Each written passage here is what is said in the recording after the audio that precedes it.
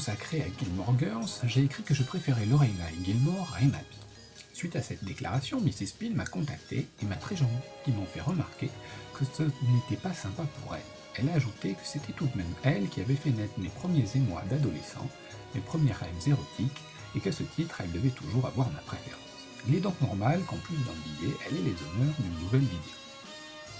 Je ne saurais dire exactement de quand date ma première rencontre avec Emma Peel. Si je me souviens bien, au début ce n'est pas elle qui m'intéressait le plus dans Chapeau melon et bottes de cuir, mais John Steed. Je rêvais d'avoir sa classe, son chic so british, son élégance. J'étais encore jeune. Plus tard, si je rêvais toujours d'être John Steed, c'était pour avoir la chance de passer des moments privilégiés avec Emma Peel. J'avais grandi, et si The Avenger, le titre original de la série, était toujours une de mes séries préférées, pour son côté décalé, ses histoires abracadabrantesques, son univers issu du swinging London des années 60, le charme de Diana Rigg était le petit plus, et le sous-texte érotique un plaisir indéniable. The Avenger a très tôt pris une place sur les étagères de ma vidéothèque, comme je l'ai dit dans un précédent billet. Les cassettes vidéo s'installèrent dès leur sortie dans ma collection.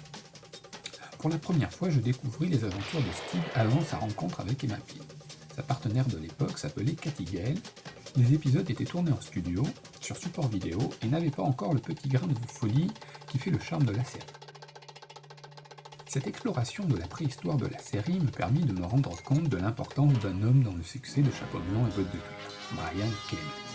Son arrivée à la tête de la série en 1965 changea tout. L'augmentation de budget permit de passer sur support film, de tourner en extérieur, mais surtout il changea l'orientation de la série. Il n'était plus question de faire une série noire et réaliste. La folie, l'humour, le second degré firent leur entrée en force dans les scénarios. C'est lui qui créa le personnage d'Emma Peel, grâce lui en soit rendue, et a introduit l'érotisme léger qui court au travers de la série à partir de cette époque. Les tenues de Diana Rigg se firent de plus en plus suggestives. Les célèbres Emma Peeler, vêtements très proches des courbes de la belle, Les tenues de Diana Rigg se firent de plus en plus suggestives. Les célèbres Emma Peeler, vêtements très proches des courbes de la belle, furent une des signatures de la série.